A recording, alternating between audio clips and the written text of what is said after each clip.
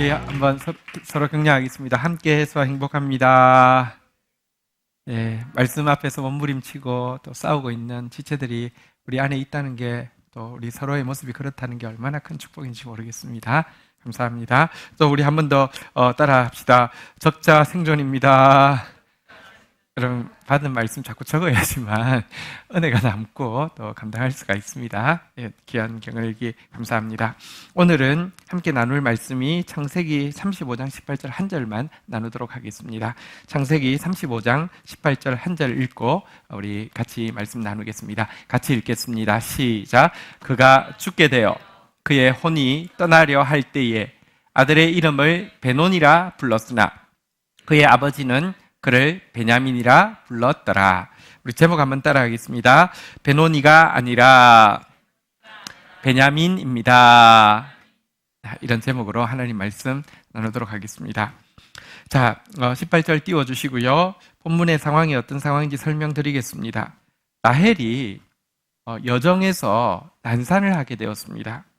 그래서 아이는 낳았지만 죽게 되었습니다. 그래서 아이 이름을 베논이라고 부르면서 죽어가고 있었습니다. 이 베논이의 뜻은요, 한번 따라하겠습니다. 내 슬픔의 아들. 이 베논이라는 이름 속에서는요, 여러 가지 그녀의 마음이 들어가 있겠죠. 여행 도중에 아이를 낳다가 난산 때문에 죽어가는 그녀의 엄청난 고통도 내 슬픔의 아들 베논이에 잘 들어있고요. 또 사실 그녀는 평생 아이를 기다렸잖아요. 요셉을 낳고 나서도 만족할 수 없어서 평생 기다렸는데, 기다리다 낳게 되는 아들을 낳았지만 제대로 볼 수 없고 죽어가는 아쉬움도 내 슬픔의 아들 베논이에 잘 들어있고요. 또 하나님을 향한 서운함과 억울함도 내 슬픔의 아들 베논이라는 이름 속에 들어있을 것입니다. 하나님의 존재를 믿지 않는 것 아니지만 하나님 나한테 너무 가혹하시다고, 하나님 나한테 너무 엄하시다고, 이런 표현이 베논이라는 고백 속에 담겨 있었을 것입니다. 자, 그런데 그 자리에 있던 남편이요, 또 태어난 아이의 아빠인 야곱이 베논이라는 엄마가 지어준 이름을요, 즉시 베냐민이라고 바꾸어 부르게 되었고요. 이제 우리 중에 베논이를 기억하는 사람은 없을 것입니다. 다 베냐민을 기억할 것입니다. 그의 본명이 되게 되었습니다. 베냐민의 뜻은 내 오른손의 아들, 이런 뜻인데, 이 오른손이라는 것은 실은 이제 축복을 상징하고 능력을 상징할 때의 손이기 때문에 한번 따라하겠습니다. 내 축복의 아들. 이렇게 바꾸어 준 것입니다. 그런데 솔직히 인간적으로 생각해 보면 야곱 역시 아내의 죽음 앞에서 너무너무 큰 슬픔이 있었을 것입니다. 만약 야곱에게 선택권이 있어서 아이의 목숨과 아내의 목숨 중 하나를 선택할 수 있는 권리가 있었다고 하면 그는 당연히 라헬을 택했으리라고 생각합니다. 왜냐하고 하면 라헬은 그가 장인어른에게 7년을 하루같이 여기고 일해서 얻은 아내입니다.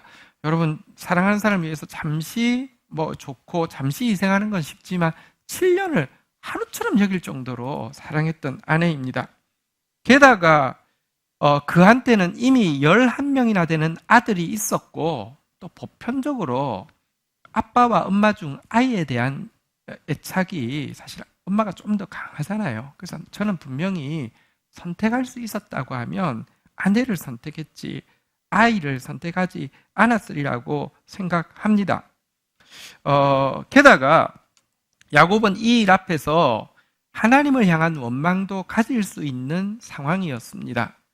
만약 그들이 편안하게 집에 있는 상황에서 베델에서 출산을 했다고 하면 어쩌면 이런 일이 없었을 터인데요. 하나님께서 특별한 감동을 주셔서 베델이 아니라 베들레헴으로 이주하는 과정에, 그 여정에 있는 라마라는 지역에서 길에서 난산을 하다가 죽게 된 것이거든요. 우리 한번 그 상황을 보겠습니다. 창세기 35장 16절 조금 윗구절에 보면 이런 내용이 있습니다. 같이 한번 읽도록 하겠습니다. 시작. 그들이 베델에서 길을 떠나 에브랏에 이르기까지 얼마간 거리를 둔 곳에 라헬이 해산하게 되어 심히 고생하여. 베델에서 에브랏 가고 있었습니다. 에브랏은 사실 베들레헴이란 지명이 두 군데 있는데요. 그 두 군데를 헷갈리지 않게 하기 위해서 예수님 탄생하신 베들레헴을 굳이 이야기할 때는 에브랏 베들레헴이라고 부릅니다. 에브랏은 베들레헴입니다. 에브랏, 다시 말하면 베들레헴 가기 얼마 거리를 둔 곳에서 길에서 해산하다가 지금 난산하다가 죽게 된 것입니다. 그러니 하나님의 감동을 받아서 편안하게 있던 곳에서 다른 곳으로 옮기게 되었다고 하면 그 일에 내가 생각하지 못한 너무 축복이 있다 할지 좋은 일이 있으면 이해할 수 있는데, 하나님 감동 따라 가고 있는데 사랑하는 아내가 죽었다. 얼마나 마음속에 원망할 수 있는 요소가 있겠습니까? 라헬뿐 아니라 야곱도 정말 베논이라고 고백할 수 있는 이유가 충분히 있었습니다. 그렇게 생각하면 여러분, 이름이 베냐민이 돼서는 안 되고 베논이 그대로 두는 것이 맞는 게 아니었을까요? 솔직히 베냐민은 야곱이 신앙 있는 척하는 위선이고, 인간적으로 솔직한 표현, 정직한 표현은 베노니가 아닐까요? 근데 어쨌거나 야곱은 베노니가 아니라 베냐민이라고 이름을 바꾸어 불렀습니다. 우리 제목 한 번만 더 따라할까요? 베노니가 아니라 베냐민입니다. 자, 그런데 그렇게 이름을 바꾸어 부른 이 베냐민은 그 이름의 뜻대로 축복의 아들, 능력의 아들이 되게 되었습니다.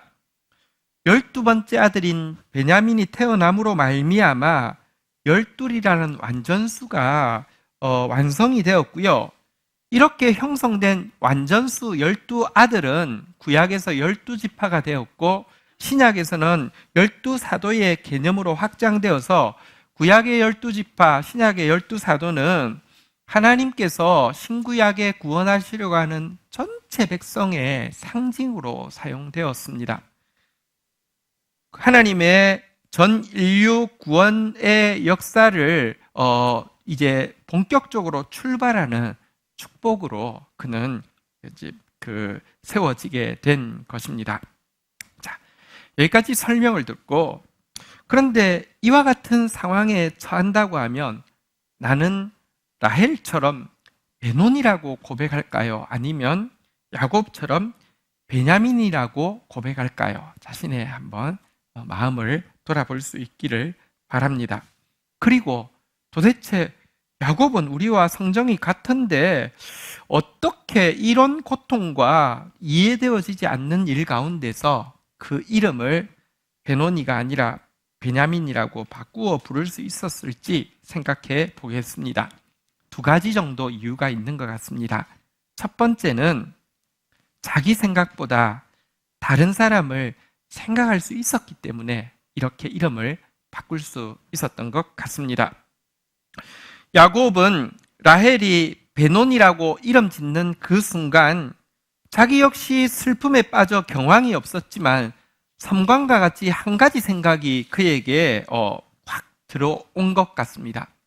만약 아이 이름을 베논이라고 이렇게 그대로 두어서 베논이란 이름으로 불리워진다면 아이는 평생 얼마나 큰 죄책감 가운데서 자라게 될 것인가, 또 형제들은 그를 얼마나 따돌릴 것인가 라는 생각이 들었기 때문에 그의 슬픔에도 불구하고 그는 곧바로 그 아이를 위해서 베냐민이라는 이름으로 바꾸어 줄 수 있었을 것입니다.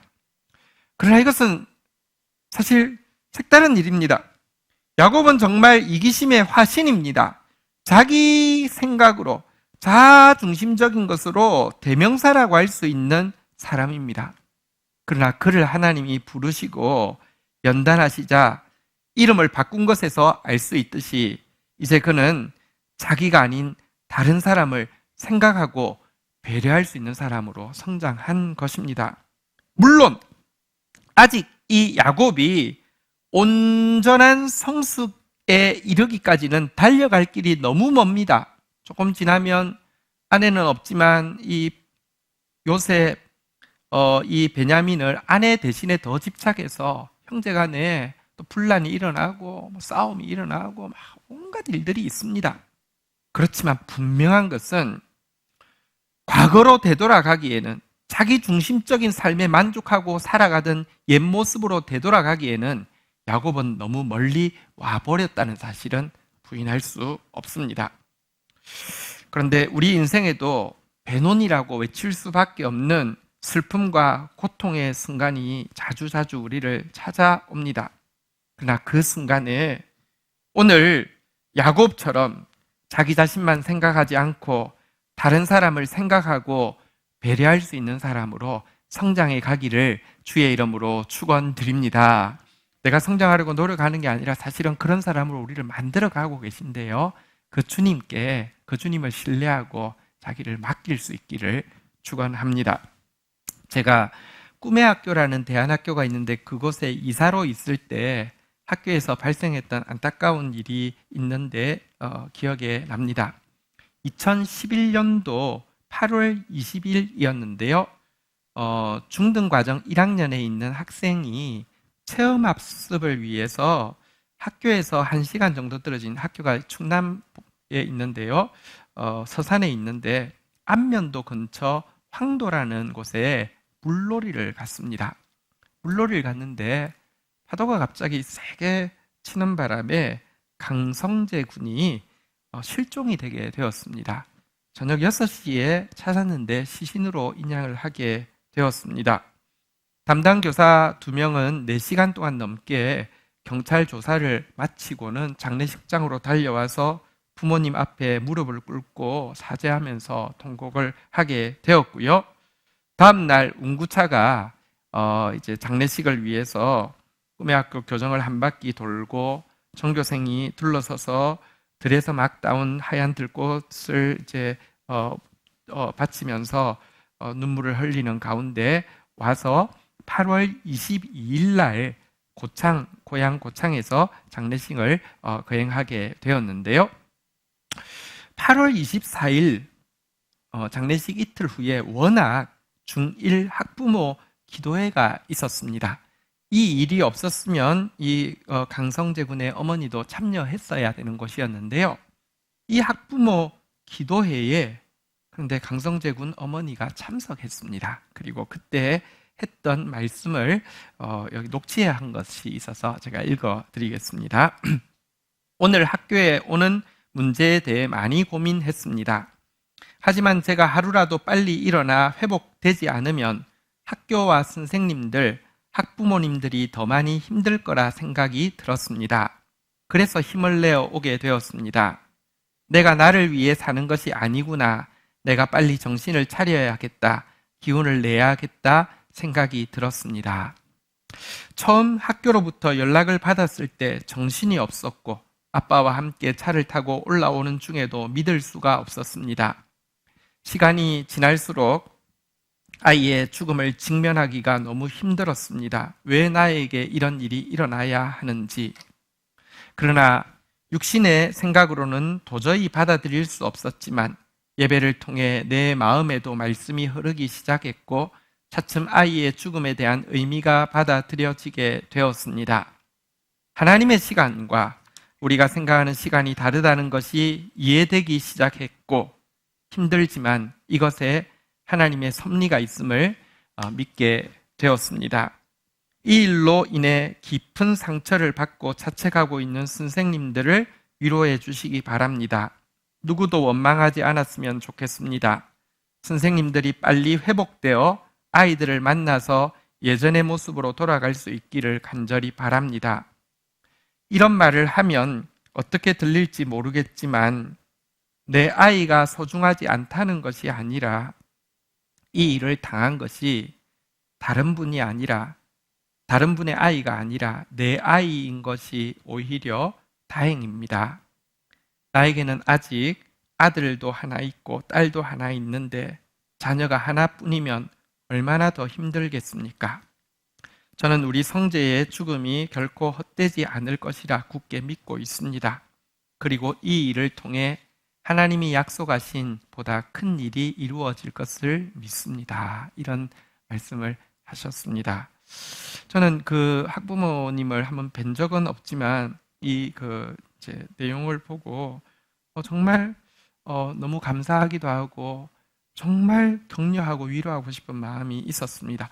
하물며 하나님 아버지의 마음은 어떠하셨겠습니까? 어머니의 믿음대로 인간이 이해할 수는 없지만 하나님의 더 큰 뜻과 위로가 그 가정과 또 그를 통해서 많은 사람에게 흐를 것을 믿습니다. 이 성재군이 캠프 떠나기 전날 꿈의 학교 마지막 수업 시간이 미술 시간이었다고 합니다.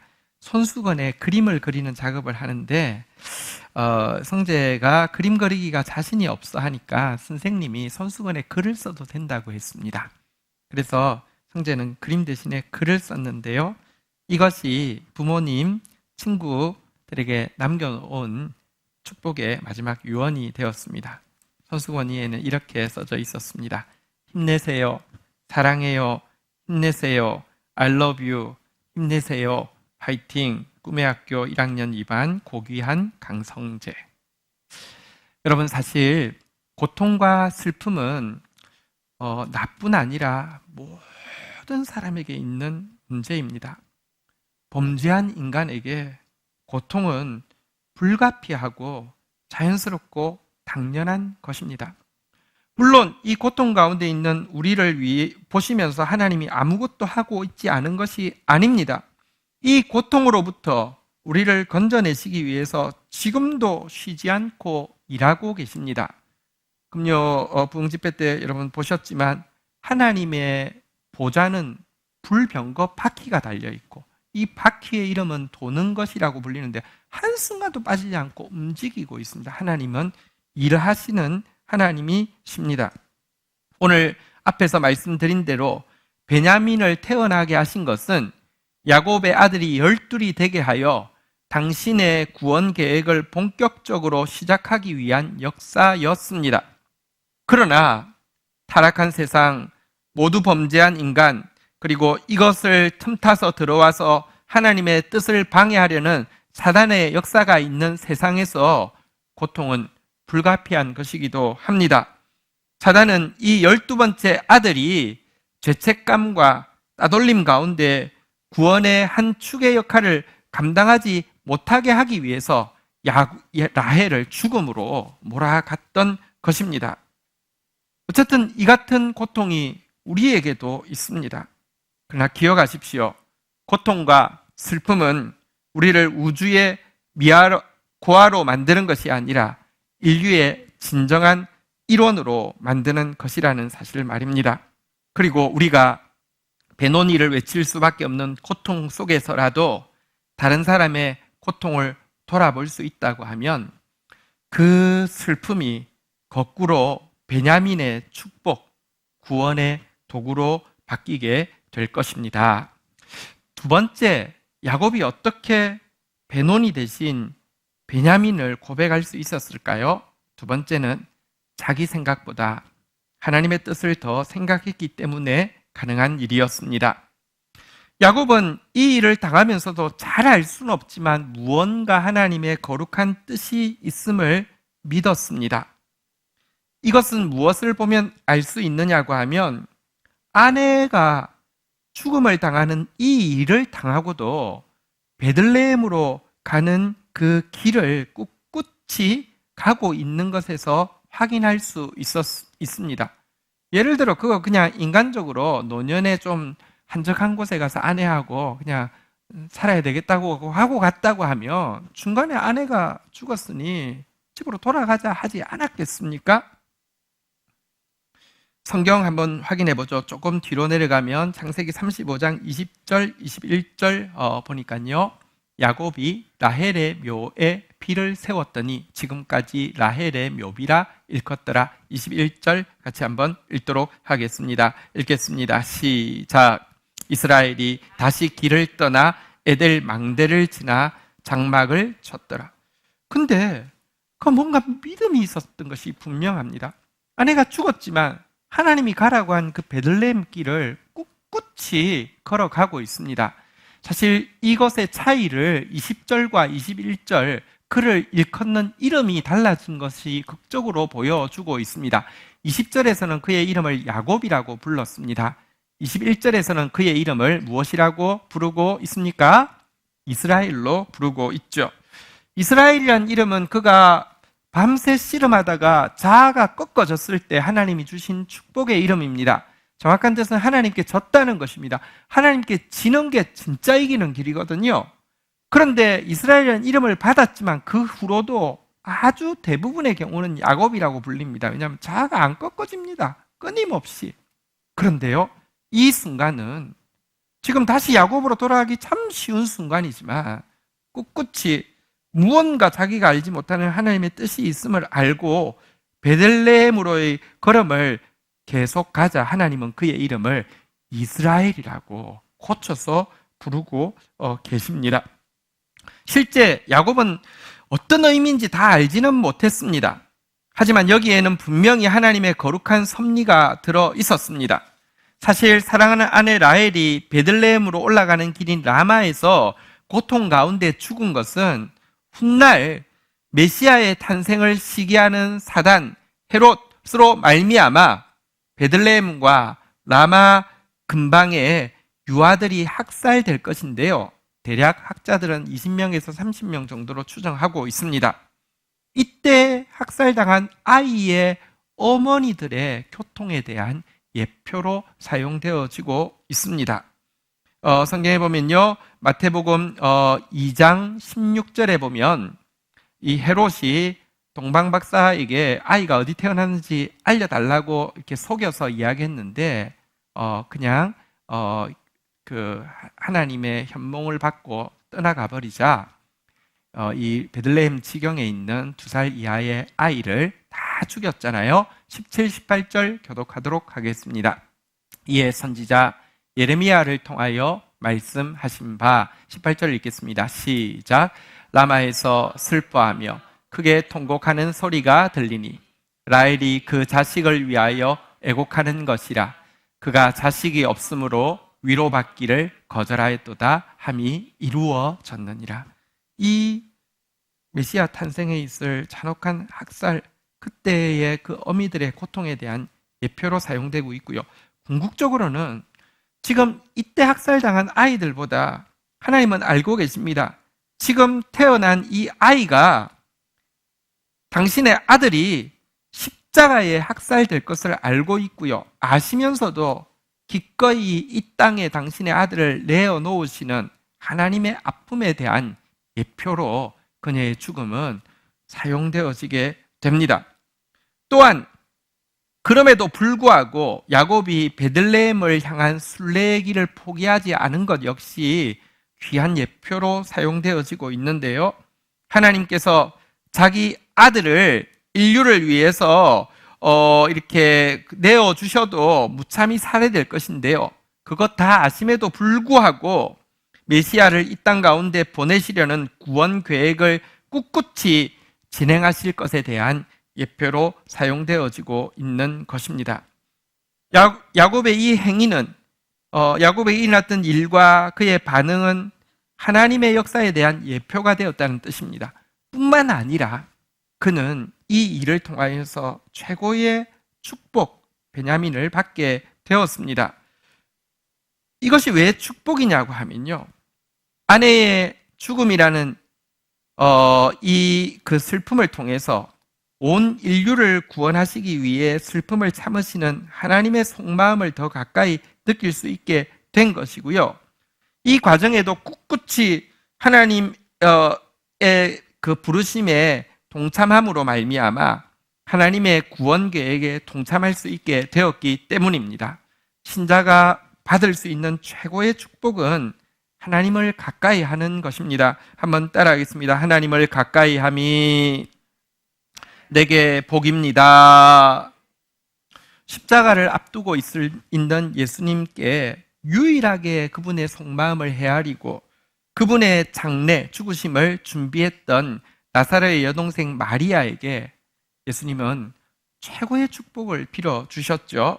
우리 마태복음 26장 13절에 보면 그녀, 예수님을 가까이 했던, 예수님의 속마음을 알았던 그녀에 대해서 내가 진실로 너희에게 이르노니 온 천하에 어디서든지 이 복음이 전파되는 곳에서는 이 여자가 행한 일도 말하여 그를 기억하리라 하시니라. 그에게 있었던 베노니의 고통은 그로 하여금 하나님을 가까이 할 수 있는 베냐민의 축복이 되었고요.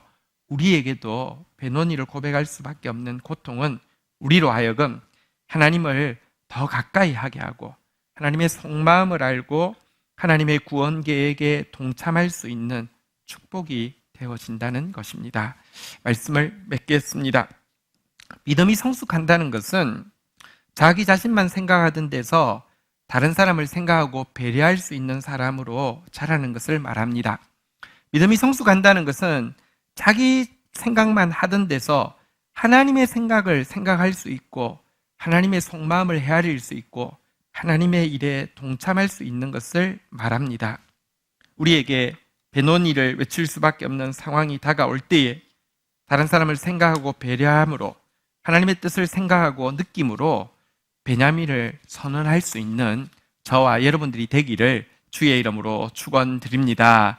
그래서 우리에게 있던 그 아픔이 도리어 다른 사람의 고통을 이해하게 되고 그들에게 참된 위로와 격려자가 되어지며 하나님의 속마음을 헤아리고 하나님을 더욱 가까이 하는 동력자가 되는 계기가 되기를 축복합니다.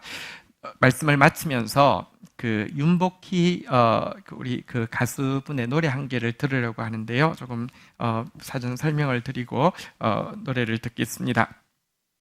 윤복희 씨는 사실 아버지가 또 그 당시 유명한 코미디언이었더라고요. 그래서 6살 때부터 아버지 따라다니면서 노래를 시작했는데 아버지가 그 당시는 우리 정부가 민주정부가 아니었고 굉장히 뭐 잘못 보이면 큰일 나는 일이 많았잖아요. 잘못 보여가지고 이제 그 일을 잃어버리게 되고 그 충격 때문에 마약 중독에 빠져서 병들어 갑자기 돌아가시고 어머니도 간병하다가 갑자기 돌아가셔서 어린 나이에 고아가 그 오빠랑 같이 이제 고아가 되었었다고 합니다. 그래도 1967년도에 정식으로 데뷔했고요. 10년 정도 최전성기를 구가하고 있었는데 10년쯤 된 1976년도에 그녀가 회심을 경험하게 되었다고 합니다. 그가 회심을 경험하게 된 과정을 직접 그 간증한 내용으로 좀 이렇게 설명드리겠습니다. 전주에서 공연을 마치고 대구로 가고 있었는데 고속도로를 타고 가고 있었는데 빗속에서 과속으로 쭉 달리고 있는데 기분이 나쁘거나 불안한 것이 아니라 너무 좋았답니다. 왜냐고 하면 모든 것이 쾌조의 속도를 내고 있고 짜릿한 흥분을 주고 있는, 그래서 그 모습 그대로 충분히 행복한 것 같은 자기 인생의 모습이 지금 빗길에서 쫙 달리고 있는 자기 모습 같아서 아주 행복하게 느끼고 있었는데요. 이대로 충분히 행복하고 뭐 이대로 죽어도 후회 없다라고 생각할 정도였는데요. 갑자기 하나님이 그녀의 삶 가운데 개입하시게 되었습니다. 빗길에 과속이 미끄러지면서 차가 그 공중 제비돌기 하듯이 두 바퀴를 하늘에서 돌아가지고 이 반대 차선, 그러니까 그 이제 상행선 쪽으로 차가 날아서 떨어지게 되었는데 저쪽에서 트럭이 와서 쾅 받게 된 것입니다. 근데 그 사고의 짧은 순간이 그녀에게 정확하게 다 기억이 난답니다. 지금 이렇게 하고 트럭이 막 오고 있는데 그 사이에 빛이 보였답니다. 섬광 같은 날이 선 빛이 그녀를 뚫고 들어오더랍니다. 그러면서 마음속에 아무도 다치지 않을 것이라는 속삭임 같은 느낌이 있었고요. 실제로 트럭이 박았는데 아무도 다치지 않았습니다. 대신에 뭔가 싱싱한 피를 마신 것 같은 피냄새가 목구멍으로부터 싸하게 이렇게 느껴지면서 하얀 안개가 온몸을 감싸는 것 같은 느낌이 들었답니다. 그래서 차문을 열고 거역할 수 없는 어떤 힘에 압도되어서 젖은 아스팔트에 무릎을 꿇고 기도를 하게 되었답니다. 마음속에 그 순간이 오고야 말았다라는 생각이 들었고요. 드디어 하나님을 만나게 된 것입니다. 부상이 없은 데다가 대구에는 공연이 잡혀 있었기 때문에 젖은 몸으로 바로 공연장으로 들어가서 대구 무대에 올랐다고 합니다. 그런데 레파토리가 다 이제 정해져 있어서 그때까지 부르는 노래 레파토리가 있잖아요. 다 정해져 있는데 문제는 갑자기 천둥이 몇 번 치더니 전깃불이 나가고, 그러니까 이제 막 사람들이 이제 뭐 당신은 전깃불이 없으니까 횃불로 이렇게 막 꽂고, 문제는 마이크가 안 들어오지 않습니까? 그때 캄캄한 무대에서 그녀가 맨목소리로 노래를 불렀는데요. 콘티대로 할 수가 없으니까 그때 부른 첫 곡이 Amazing Grace였습니다. 이때부터 그녀는 노래하는 것이 자기를 위한 것이 아니라 다른 사람을 위한 것이 되었고, 특별히 하나님의 뜻을 이루기 위한 도구, 사람들에게 하나님을 알게 하는 도구로 바뀌는 전환이 1976년도에 있었습니다. 자, 그녀가 부른 노래 중에서 사실 우리가 아는 노래는 많지 않고요. 대표적인 노래 한 곡만 뽑으라고 하면 대부분이 뽑을 노래가 여러분이라는 노래일 것입니다. 왜냐하고 하면 임재범 씨가 한번 불러가지고 엄청 히트 쳤던 기억이 있으시죠? 또 에이미 씨인가? 그분이 불러가지고 또 이렇게 했던 적이 있죠. 이 곡이 어떻게 작사, 작곡되었는지 다른 몇 가지 루머들이 도는데 그게 전혀 아니라고 자기가 직접 이렇게 설명하는 내용을 좀 말씀을 드리겠습니다. 회심한 지 3년 된 1979년 어느 날입니다. 몸이 너무 아파서 머리가 막 다 빠지는 병에 걸려서 병원에 입원해 있을 때였는데요. MBC 방송국에서 전화가 와서 서울국제가요제라는 것을 시작하는데 그곳에 참여해 달라는 전화가 왔습니다. 그녀는 이제 자기를 위해 노래하는 사람이 아니라 하나님을 위해, 사람들을 위해 노래하는 사람이기에 부르심이라고 생각하고 가기로 참여하겠다고 말을 했다고 하는데요.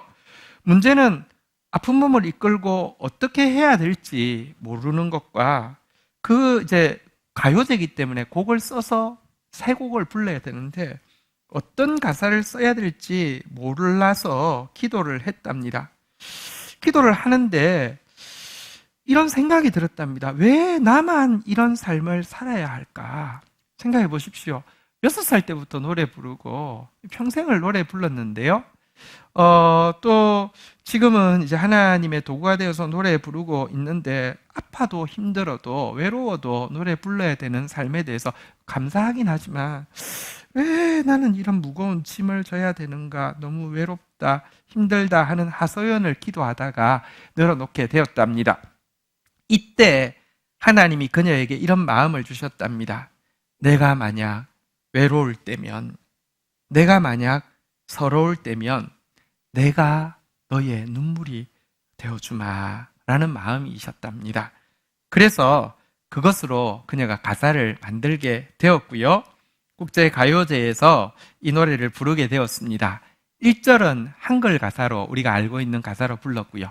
2절은 자기 노래이기 때문에, 또 사실 대중가요 가수이기 때문에 한글에 너무 분명하게 표방하기 어려우니까 자기가 2절은 영어로 바꾸어서 불렀는데요. 거기에는 조금 더 그 뜻이 선명하게 드러납니다.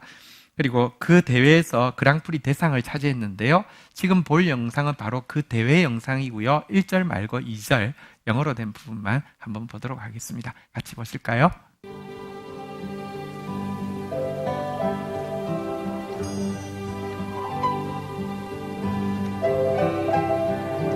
When you walk through the caverns,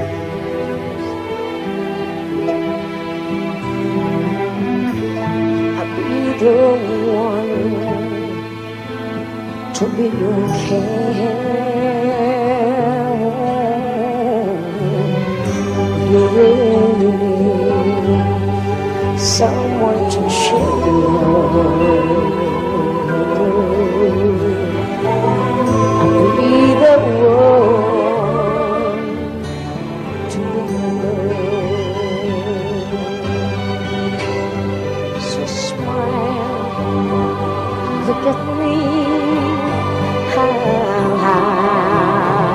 tell you what, everybody passing through this way. So have a faith and be a told you can start now. Now is the start. This is the way, only way. We've got to go to a higher place. Now is the start. This is the way, and only way. Not in the end. You're what I'm gonna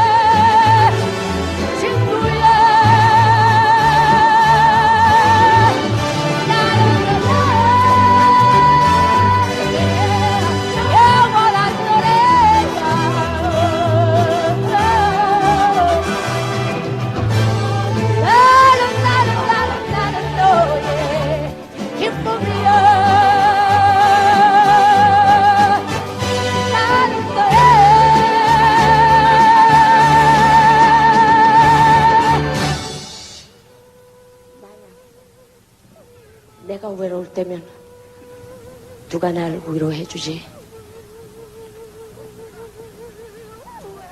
여러분.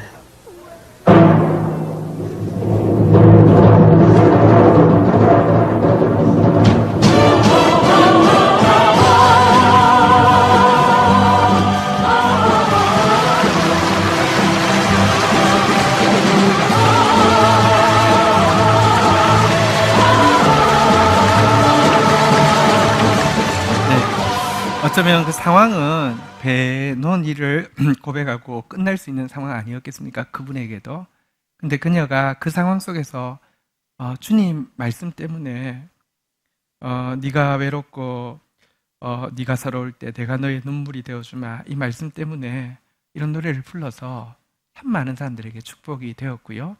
네, 가사를 사실은 이제 그분이 쓴 영어 가사에 지금 노래에는 나오지 않은데 한 부분이 이렇게, 그래서 제가 한번 가사를, 영어 가사 다시 한번 읽어드릴게요. 주보에 나와 있습니다. 앞이 안 보이고 캄캄하니 내가 너의 지팡이니까 나만 잡고 따라와라. 내가 사랑이 필요할 때 내가 바로 너의 사랑이 되어줄게. 그러니 웃고 나를 봐. 내가 말해줄 게 있어.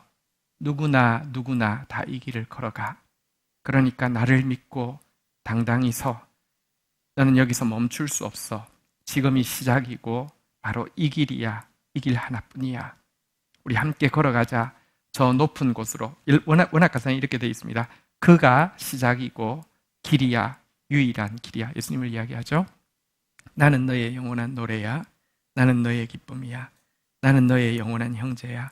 나는 너의 친구야. 마지막 가사가 이렇습니다. 내가 외로울 때면 누가 나를 위로해 주지. 우리 예수님 나의 눈물 닦아주시는데 예수님 속마음은 누가 알아주지. 아까 영어로는 It's you 이렇게 하면서 끝나잖아요. 그죠? 우리가 그런 사람으로 자라가기를 원합니다. 자리에서 일어서시겠습니다. 이 찬양을 한번 부르고 싶지만 이거는 좀 우리한테 너무 무리여서요. 우리 지난 우리 그 부활절 때에 우리 성도들과 함께 부활절을 지킬 수 없고 온라인으로 지킬 수밖에 없어서 성도들께 또 축복을 나눠주고 싶은 마음으로 교회에서 직접 번역했고요. 또 우리 청년들이 그때 특송했던 노래 있죠. 우리 이 곡 같이 한번 고백하도록 하겠습니다.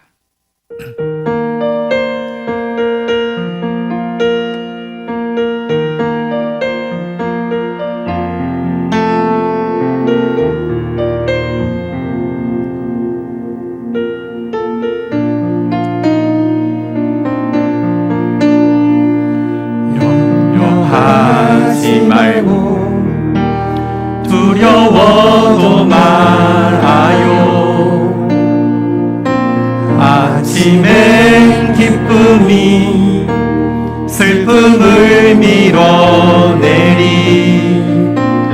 그대 눈물 닦아주실 예수님 내 친구니 마음이 무너질 때 손들고 고백해요 나는 해낼 수 있어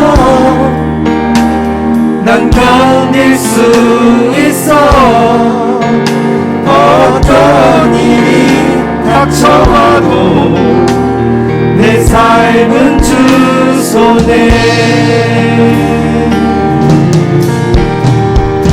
시험과 고통이 당신을 짓눌러도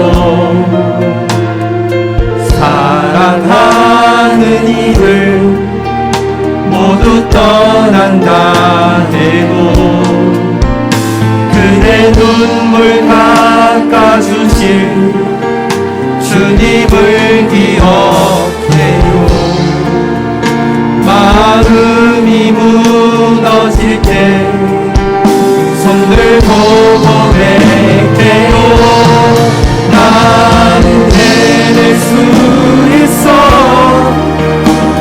난 견딜 수 있어 어떤 일이 닥쳐와도 내 삶은 주 손에 예수 함께 참아내고 주와 함께 서리 어떤 일이 닥쳐와도 내 삶은 주 손에 들었던 기억은 나시죠? 우리 오늘 이 베노니가 아니라 베냐민이라고 고백하는 마음 담아서 우리 1절, 2절 이제 한번 내 고백으로 같이 한번 고백하면 좋겠습니다. 염려하지 말고 두려워도 말아요 아침엔 기쁨이 슬픔을 밀어내리 그대 눈물 닦아주실 예수님 내 친구니 마음이 무너질 때 손들고 고백해요 나는 해낼 수 있어 난 견딜 수 있어 어떤 일이 닥쳐와도 내 삶은 주 손에 시험과 고통이 당신을 짓눌러도 사랑하는 이들 모두 떠난다 해도 그대 눈물 닦아주실 주님을 기억해요 마음이 무너질 때 손들고 고백해요 난 해낼 수 있어 난 견딜 수 있어 어떤 일이 닥쳐와도 내 삶은 주 손에 예수 함께 참아내고 주와 함께 서리 어떤 일이 닥쳐와도 내 삶은 주 손에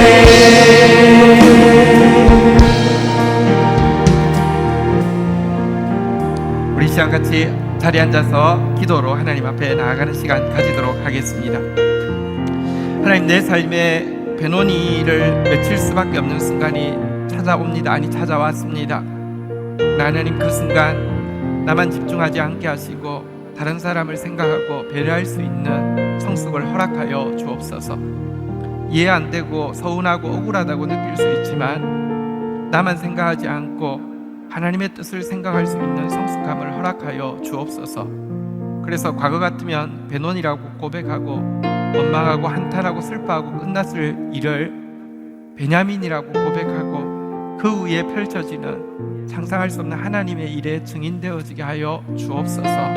우리 이 시간 이런 고백으로 주님 앞에 우리의 인생을 올려드리는 시간 가지도록 하겠습니다. 같이 기도하시겠습니다. 주여,